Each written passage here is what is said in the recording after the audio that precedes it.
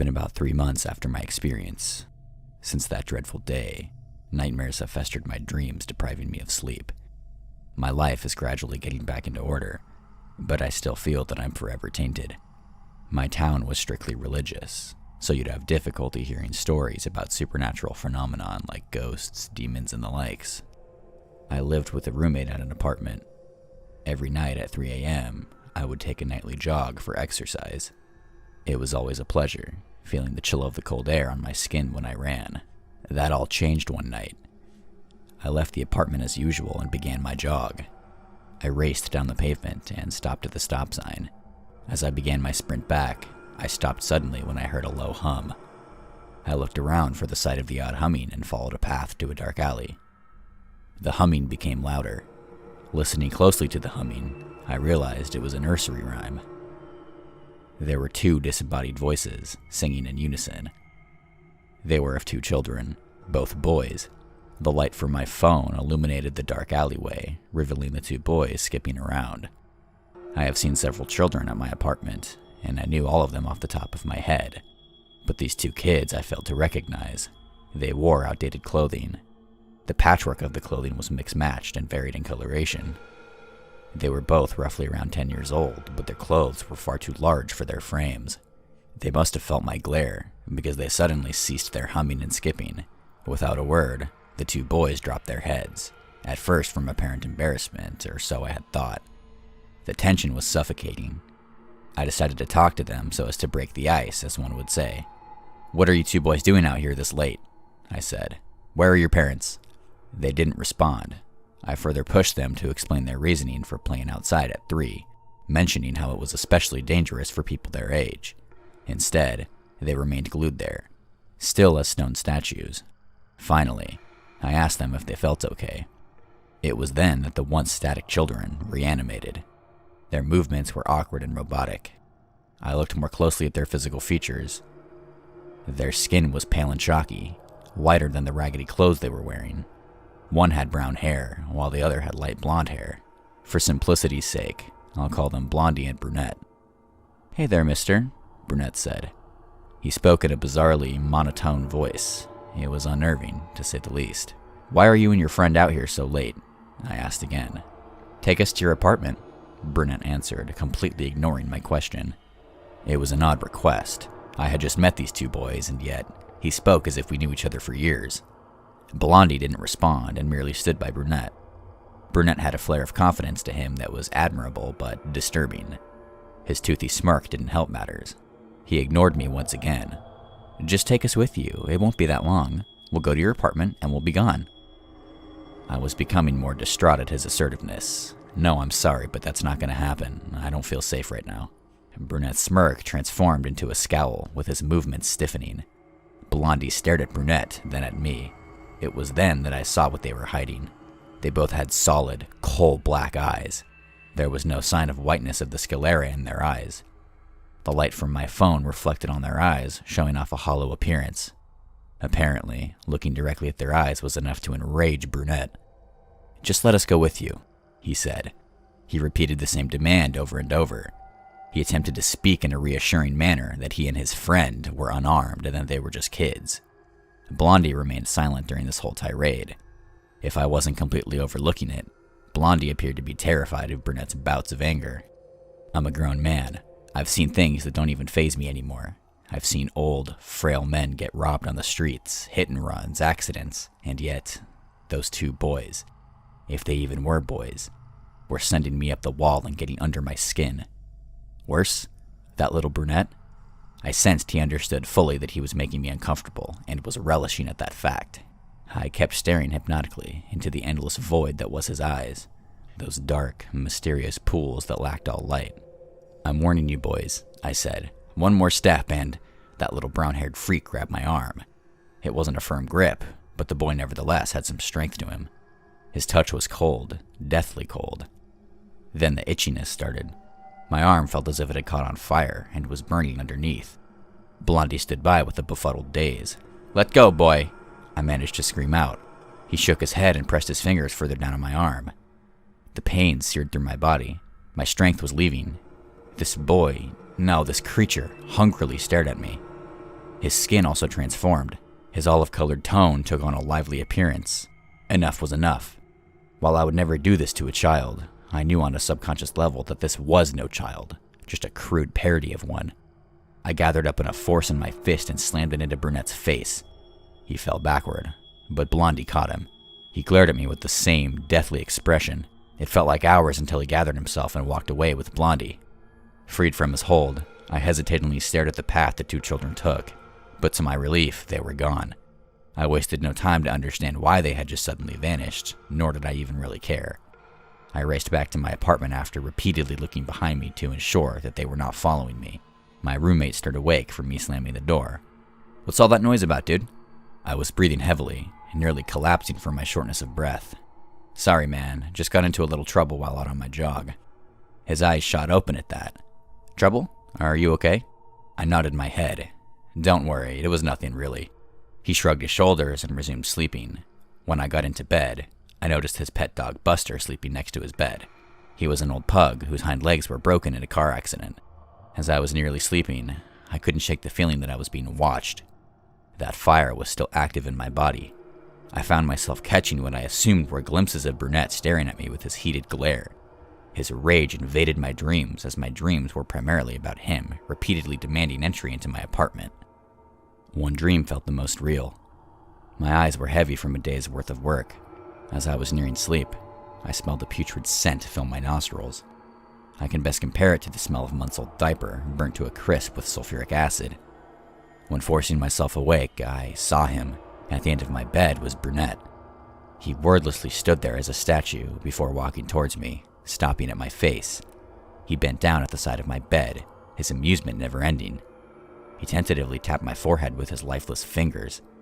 His fingers were clawing into my forehead before I was immediately woken up by my roommate screaming. "What's wrong?" I asked. He was desperately looking around the room, under his bed and in the bathroom. He was always cool and collected, but now he was acting in utter lunacy. He grabbed me by my shirt and pulled me to his face. "Buster's missing." I was slow to react because he was still being illogical. Maybe he walked out of the door last night. My roommate fumed. Not in his condition, he wouldn't. We agreed to pitch in some money to make missing posters featuring the elderly canine, and we spread them around the block. He also talked me into combining the money he had with mine to promise anyone who found the dog a reward for their cooperation. Some greedy con artists did try to pass off any dog as being my friends, but we turned them down without issue. That wasn't the only odd circumstances that transpired, though. When I returned home after work, I found my roommate sprawled on the ground. I called for an ambulance as he was going into throes. Somehow, my roommate had developed a curious illness with some traces of the common cold and a high fever. Besides that, the exact ailment was unknown. It was unfortunate to see a man like my roommate become stricken overnight by illness because of how better off he was. But here he was. He screamed miserably from his suffering and remained that way for weeks. His body mass melted away until he got into a coughing fit and succumbed shortly after. After my roommate's funeral, notes began to appear in my room. They were written on paper that I had never had in my room before, and I was quite certain that my roommate also didn't use it. The first note was deplorable. "I have been watching you for a good while from afar. That moment I touched you, I sensed that there was something special about you." It was from Brunette, of course. On the back of the note was an arrow pointing in a straight path towards my door. It felt as though Brunette was beckoning me to follow it. I tried to fight the urge, but the note was an extension of Brunette, and it had the same hypnotic feel to it. I walked outside of my door, only to see more notes on the ground. They too were a series of arrows, pointing straight. I picked each one up and walked down the path. Some of my neighbors saw me collecting the notes, but they didn't have anything to say. Eventually, I made my way to the laundry room downstairs. To my horror, Buster was pinned to the wall, his hind legs bent so far they were barely held together by their joints. A vertical cut was made along with the horizontal one. They were crudely held back by nails. His lungs, heart, and other body parts were exposed. The dog had a look of fear in his face. As I tried to regain composure, I found a note on one of the tables. It read, "I have played with Doggy and the big man. Now I want to play with you." My suspicions were proven to be true. Brunette, that black-eyed boy, was responsible for Buster's disappearance and the sudden illness and demise of his friend. But what was I to do about this? It's not like I could advise the police that there was some supernatural demon masquerading as a kid and killed my best friend and his dog. My nightmares worsened the more I felt that Brunette and Blondie were staring at me. My sanity was being tested daily.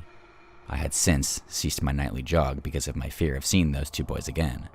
I was developing insomnia from my severe lack of sleep because every time I closed my eyes, I could only see Brunette staring back at me. It all reached a boiling point one day when I was fired from my job for coming in late because of my insomnia. Going to the store or out with my friends was out of the question because I almost swore I heard the two black-eyed boys resuming their humming of that nursery rhyme. And despite me remaining at home nearly 24/7, a series of accidents started to occur in the apartment. More of my neighbors reported on strings of bad luck. A window washer fell 2 stories to his death when his rope broke under mysterious circumstances. More pets were disappearing from the building. It started with my elderly neighbor, Melissa, and how one day her pet Persian cat vanished from her apartment room. Brunette would leave me notes, showing where he had placed the mutilated bodies of the pets. Some found at the back of the building, others in the owner's office. The sickness that took my roommate's life also began manifesting throughout the building, with no possible cure being achievable. It first appeared in the elderly residents, starting with Melissa, and gradually 5 elderly residents succumbed to the disease with high fevers that were incapable of being lowered. But then, the black-eyed kids' sickness, as I called it, was transferred to the children of the apartment. The worst case involved a young, single mother whose infant son contracted it, and despite her enlisting doctors to help her son, he faded away the next day. I received more notes from Brunette each day about the various people he had played with. He was a busy boy because I raked up 30 notes detailing his many endeavors. It became clear to me that I was cursed by Brunette because of my incessant refusal to follow his commands, and my curse was bringing bad luck to my neighbors. If I didn't do anything immediately, I was afraid that Brunette's influence would then transfer over to my family. I did not know if I could live with myself if something happened to my nieces or nephews or my aging parents. The most disgusting message I received from Brunette, however, was regarding Blondie's fate. When I managed to leave my apartment room to buy groceries, Brunette left a note on my floor mat simply saying, "Look inside your cupboard." I did what the boy ordered and was given the shock of my life. Inside was Blondie's head, bloody and still. Those black eyes still unnerved me greatly. But that was mostly because they were truly devoid of life. Inside of his mouth was a message. He tried to come between you and me. He tried to ruin my fun. So I had to make him go away. Reading the letter sent a chill down my spine, to think he was so bent on getting back at me that he'd kill his only semblance of a friend. From there, I became more determined to stop Brunette from tormenting me and infecting the other apartment neighbors with the black-eyed kids' sickness. Researching the cases involving the black-eyed kids was tedious at best, because most of them consisted of the same basic rhetoric. These entities knocking on people's doors or car windows and demanding entry, only to become angered when they are denied. No case resembled mine in the slightest. I then decided to look up good luck charms that could act as barriers against Brunette.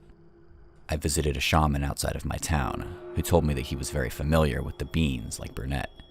He stated that he saw them every time he went into a trance induced by a cocktail of hallucinogens. Despite my devotion to not being a drug user, I was desperate to try anything to rid myself of the black-eyed kid's sickness. I took a deep whiff of the drug, and before I even knew it, I was walking on a path that was unwinding. I trudged forward endlessly until I saw Brunette, standing there in his typically lifeless stance. His head was bowed, but he sensed that I was there. "You finally came to play with me," he said in that same dull, monotone voice. "After tormenting me for weeks, killing my roommate and his dog, your own friend, and then cursing me, all I want to know is what you are." Brunette casually brushed my request aside. He walked closer to me and readied his hand. Like the first time we met, he had a look of hunger on his face. Whatever it was made clear that what was motivating Brunette was to feed on my soul. He was back to his olive skin tone and skinnier than I remembered. Did he really decide that playing with me was more important than acquiring sustenance? Whatever the motivation, I grabbed his arm and clamped down on it. "Let me go," Brunette hissed. I refused and applied more pressure to his arm. His bones were surprisingly fragile, no doubt, from not harvesting souls for a long time. He wiggled around under my arm, certainly feeling the bones in his hands breaking like twigs. I took my other hand and hit him with it. Before I could strike him, he hypnotized me with his eyes. I felt myself slipping into a dark abyss, with my strength weakening. That was no fair, Brunette muttered.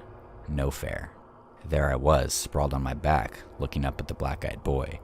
He bent down to my face and a smile flared.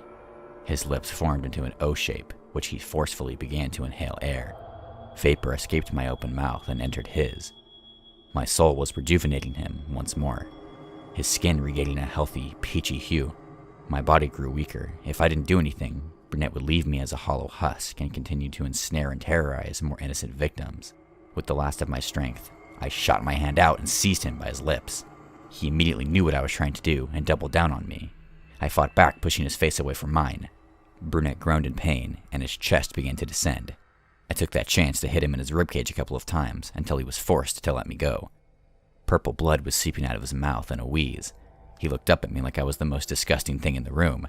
"You'll die in here, you know," he smirked, "like your buddy and his dog, and all the others." He laughed in a haze. I was becoming more enraged by the minute. I wasn't willing to give this little brat any more of my time. With one more punch, I directly hit Brunette in his demonic face, and he was sent off the path. The path acted as a bridge between the conscious and the subconscious world. Underneath was a heavy mist. I wasn't even sure if it led to anywhere particular. Brunette plummeted off the path, disappearing into the mist. His small frame fluttered in the wind and vanished into the mist. I woke up from my trance not too long afterward. I never saw Brunette again. I couldn't even begin to explain to anyone else what had happened, let alone that there was a head of a black-eyed boy in my cupboard, which also mysteriously disappeared. But with his disappearance, my curse began to vanish. It didn't disappear overnight, mind you, but nevertheless, the black-eyed kid's sickness ended, and no one else in my apartment was struck with an incurable disease.